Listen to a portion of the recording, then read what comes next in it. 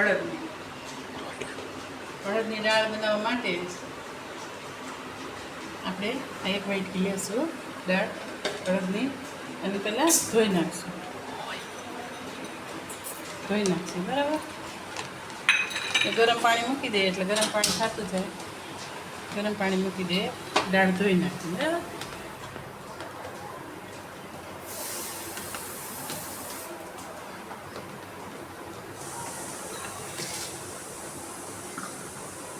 આપણે દાળ ધોઈ નાખીશું બરાબર. હવે આનું પાણી 2-3 પાણી ધોઈ નાખીશું એટલે બધું નીકળી જાય મેં. આપણે આ દાળ ધોવાઈ ગઈ છે બરાબર.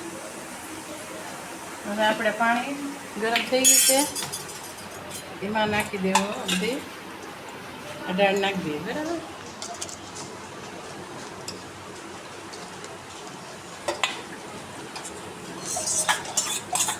હવે આપણે આમાં મીઠું નાખીએ.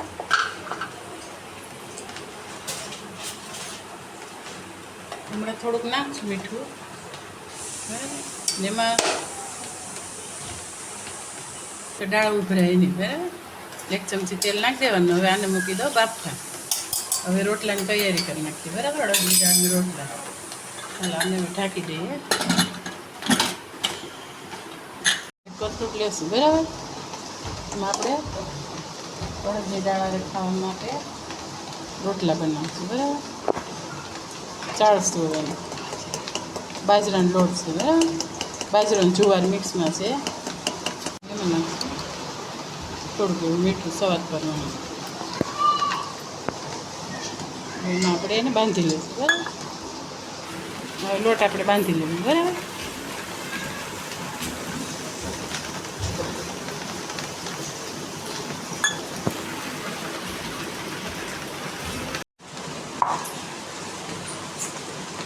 કે આને થોડોક ઢીલો બાંધવાનો એટલે થોડાક નરમ રોટલા થાય.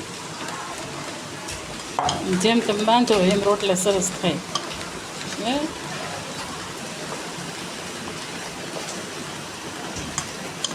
થઈ ગયો છે લોટ તૈયાર. હવે આપણે આને જોડી નાખશું.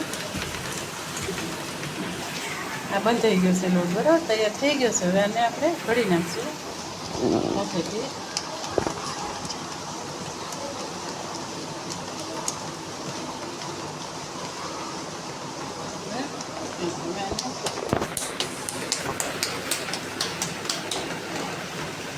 પાણી જોઈને આપણે પછી બેસી જવું પડે એને.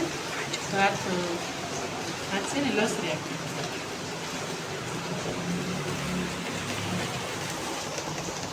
હવે આને ગોળ કરવા માટે છે ને એકદમ ગોળ તમારું થાય.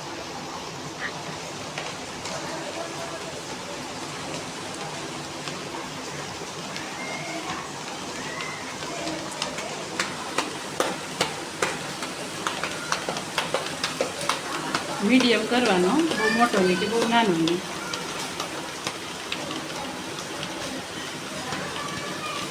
આપણે તાવડી ગરમ થઈ ગઈ છે, રોટલો તૈયાર થઈ ગયો છે. હવે આને તાવડીમાં નાખી દેવાની. તાવડી ગરમ જ મૂકી દીધી પહેલેથી.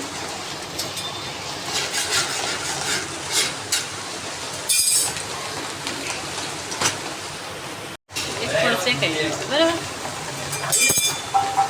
બીજું પણ શેકાઈ ગયો છે રોટલો એકદમ બરાબર, એકદમ પાકી ગયો છે. આને આપણે ઉતારી લઈશું. એટલે લસણ નાખશું એમાં. પછી આમાં આદુ ને લીમડો છે, આ લીલા મરચાં ને મીઠું જરૂર પ્રમાણે નાખશું બરાબર. હવે એને તૈયાર કરી નાખવાનું બરાબર. લસણ નાખી દેવું. આમાં નાખશું મરચાં કાપેલા. પછી આ આદુની કટકા છે બરાબર. આદુ છે, આ લીમડો છે. હવે એને આપણે ખંડી લઈશું. અને ખંડાઈ ગયું છે બરાબર. લસણ ને એ બધું આપણે નાખી દેવાનું આમાં બરાબર. બફાઈ ગયું દાળીમાં. હવે નખાઈ ગયું. હવે એમાં આપણે થોડુંક પાણી નાખીશું.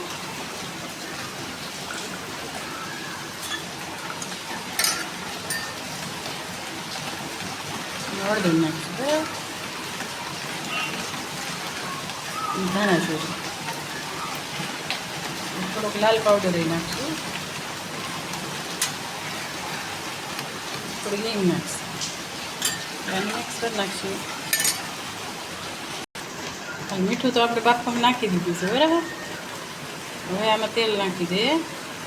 આ 1 ચમચો તેલ છે. હવે આને પછી ગરમ કરવા મૂકી દઈશું હવે થોડીક વાર.